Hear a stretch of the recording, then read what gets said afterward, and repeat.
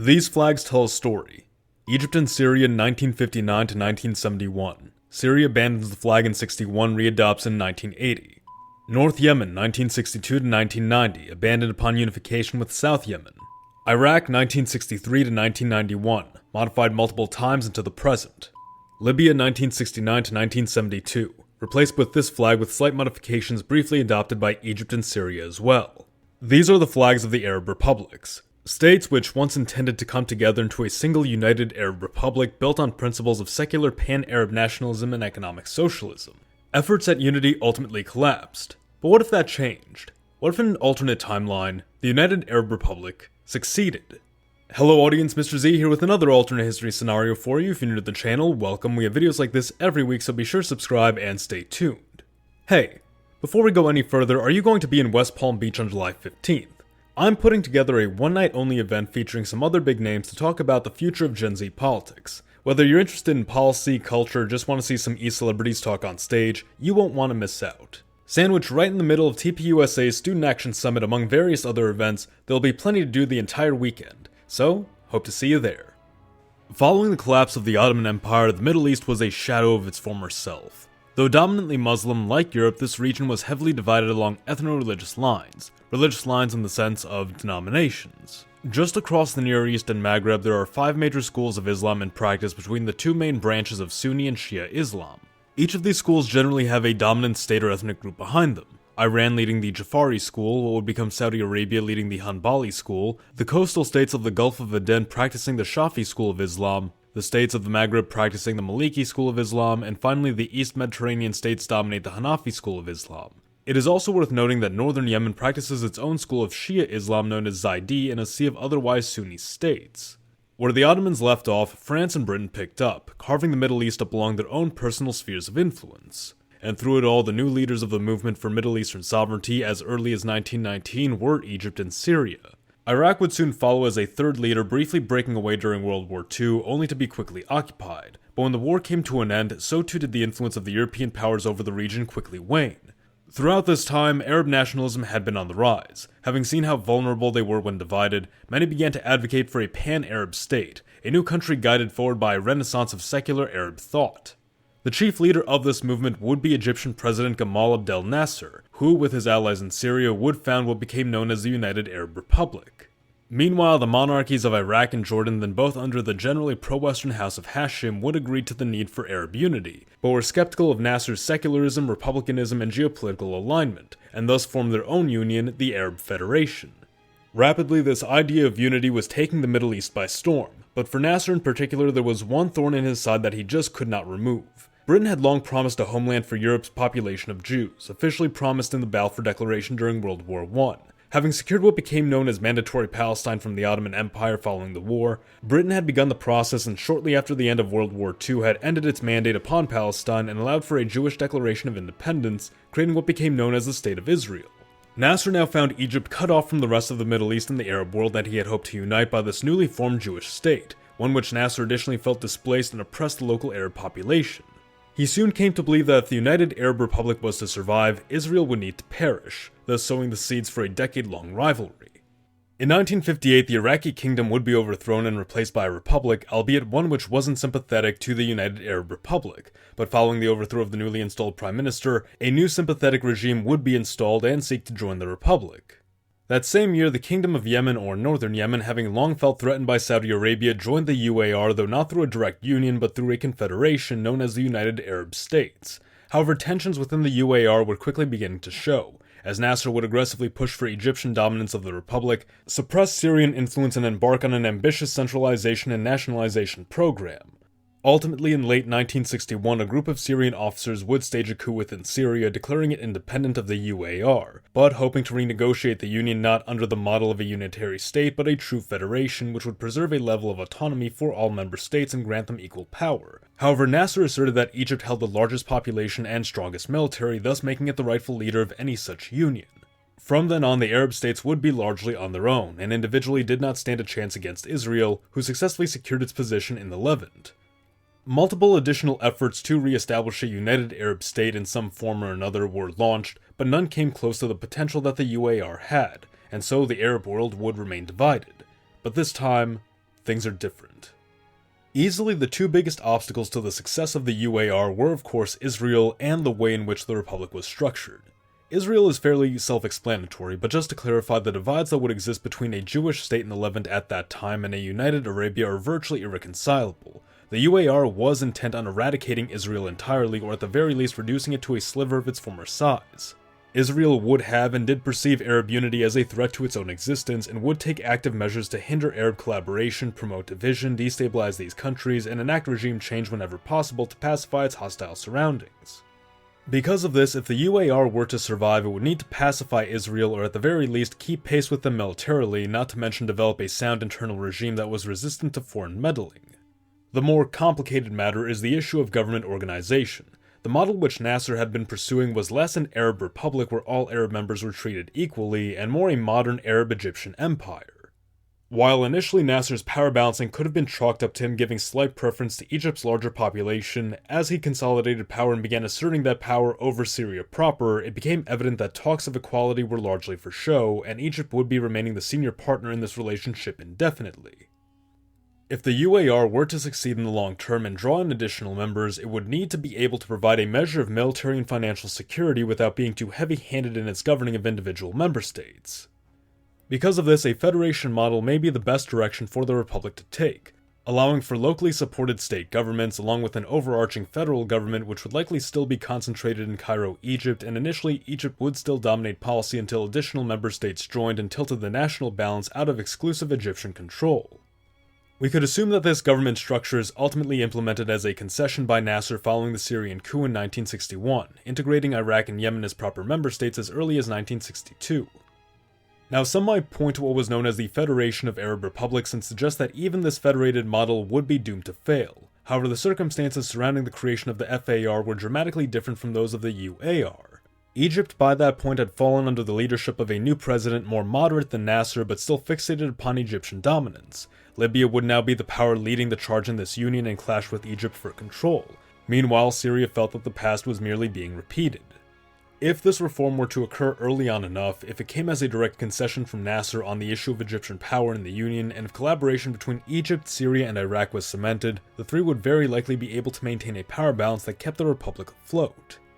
The North Yemeni monarch, along with the presidents of the other republics, would assume a status equal to that of governors within their states, appointing representatives to serve in the national parliament, which would act as the primary body of federal governing, with a president responsible for carrying out its legislation.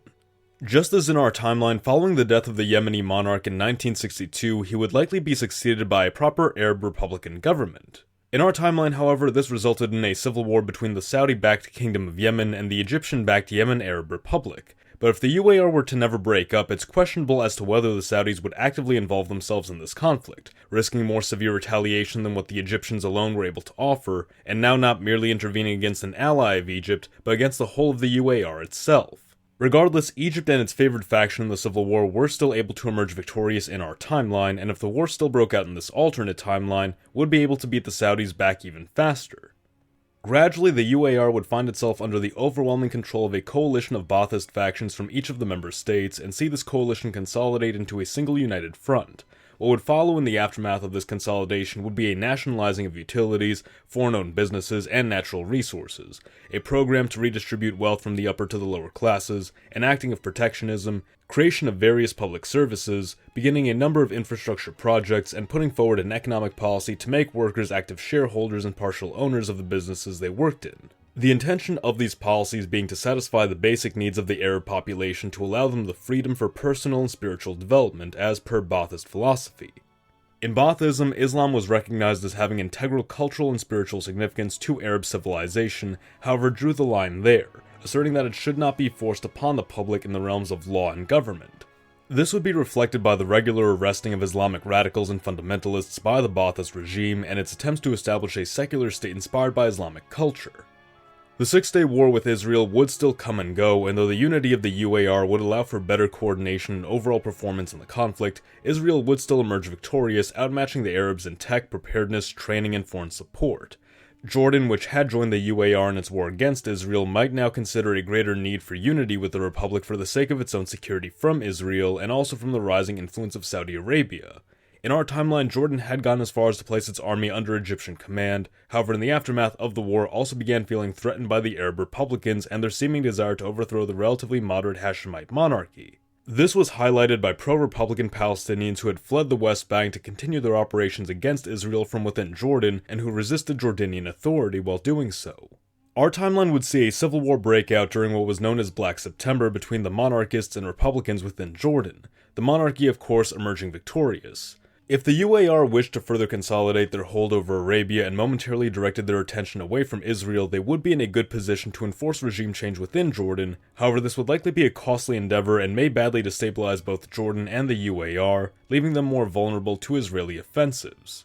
For this reason, a delicate peace between the UAR and Jordan would be maintained with efforts at courting Jordan into the Republic, and at the same time covertly funding anti-monarchy pro-Republican forces, especially during Black September. War with Israel would not spark up again until 1973 with the Yom Kippur War, by which point Libya under the command of General Gaddafi would have joined the UAR, coinciding with the formation of a Federation of Arab Republics in our timeline. In our timeline, the Yom Kippur War would have brought much of the Arab world against Israel, with Egypt and Syria once again at the lead, while countries from Saudi Arabia to Iraq and from Jordan to Algeria all contributed in some capacity. However, once again, superior training and technology won the day for Israel, coming dangerously close to both Egypt and Syria's capitals. Once again, greater integration and coordination of forces would have allowed the Arab Republic to perform better in this timeline, but it still would not be enough, and ultimately the UAR would be forced to recognize Israel's legitimacy as a state, causing great contention within the Republic and likely the fall of the sitting president from power. In the aftermath of the Arab-Israeli wars, there would almost certainly emerge a prominent divide within UAR politics between those who would advocate for an acceptance of the status quo to focus on continued economic development of Arab socialism, and those who saw militarism and heightened national security as essential facets of Ba'athist philosophy, which needed to be expanded upon so that the UAR might one day defeat its enemy of Israel. This more militant faction would emerge as the dominant force within the UAR, reflecting the influence of Arab strongmen in our timeline such as Saddam, Gaddafi, and Assad. Focus for the time would also turn away from attempting to directly challenge Israel and instead to isolate it from developing alliances in the region, as well as shoring up the UAR's hold over various Arab states. Jordan, if it had not been annexed by this point, would come into the crosshairs for its initial hesitation to involve itself in the Yom Kippur War. Lebanon would also become a key consideration for the UAR, once exempt from considerations for annexation by Nasser, who deemed it a quote special situation. However, its proximity to both Israel and Syria would make it a state of importance to both, potentially seeing the 1982 Lebanon War of our timeline develop into a full-scale proxy war between Israel and the UAR. Lebanon would ultimately be partitioned between the two, Israel holding onto the largely Christian state of Free Lebanon along its border. Ideological struggles would likely begin to emerge within Yemen as Shia and Sunni views on the UAR clashed, whilst efforts to bring Oman into the fold failed on account of the region's perception of the UAR as attempting to serve as a new caliphate, which conflicted with Oman's dominantly Ibadi beliefs. Likewise, the UAR might find difficulty attempting to appeal to the largely Shafi populations deeper into the Horn of Africa, as Shafist thought is highly critical of non-Quranic governance. Ethnically, these regions would also be fairly distinct from other UAR member states and feel far less sympathetic to pan-Arab nationalism. The UAR would have found its greatest success among ethnically Arab and Berber states, which predominantly held Hanafi and Maliki practicing populations. Expansion would likely push as far west as Tunisia, which had at one point sought unity with Libya. However, just as in our timeline with Gaddafi's failed attempt to unite the Maghreb, North African rivalries would prevent Algeria and Morocco's entry into the Republic, neither trusting Egypt nor Libya. Hostilities would also emerge with a new fundamentalist Shia government in Iran following the country's Islamic Revolution, and now asserting that the secular government of the UAR was illegitimate and seeking to retake lands in Iraq that held Shia populations. Following a similar path to the Iran-Iraq War of our world, the UAR would initiate conflicts with Iran in 1980, and thanks to the increased strength behind Iraq, successfully extract territories with large Arab populations and valuable oil reserves. Iran's military was left a shell of its former self in the aftermath of the revolution, with skilled officers having been purged and newly recruited soldiers lacking experience with the high-end weaponry inherited by the new regime. Once again, this, paired with the increased might behind Iraq, would ensure a UAR victory. However, a consequence of this conflict would be Iran's igniting of Kurdish rebellions in the northeast of the UAR, a rebellion that would preoccupy the UAR's attention for the next decade, until they were thoroughly suppressed, potentially giving the Kurds an autonomous state within the Republic, albeit without federal representation. Kuwait, having been impressed by the success of the UAR and having been a highly valuable Arab state in the region, would be courted into the Republic by peaceful means, a lot of the same state-level autonomy enjoyed by the other member states. Kuwait would benefit from the security provided by the UAR while benefiting the other member states with its valuable oil supply and highly developed economy. This would of course avert the Iraqi invasion of Kuwait, which occurred in our timeline, and prevent an American intervention in the region. By 1990, the UAR would have just about reached its critical mass, but also its limit for expansion, and yet it would have still felt unprepared to challenge Israel militarily, who through all these years would have continued to build upon their own defensive capabilities, keeping pace with its Arab neighbor. As it became evident that Israel possessed nuclear weapons, the possibility for a military conquest of the country appeared increasingly unfeasible, and thus the UAR would set about challenging the country economically while attempting to stir dissent within it. Israel would respond in kind by increasing its own covert operations within the Republic, and fostering ties with the UAR's rivals. Saudi Arabia would thus become the UAR's next focus, an uncompromising rival Arabian power with Western ties, a strong economy based in oil extraction, and a military which the UAR could effectively challenge. However, just as with the UAR's experience with other schools of Islam, the strongly Hanbali doctrine of the Saudis may prove incompatible with a largely secular government of the Republic. This paired with Saudi Arabia's geography might make annexation highly unfavorable, leaving the two locked in a geopolitical rivalry.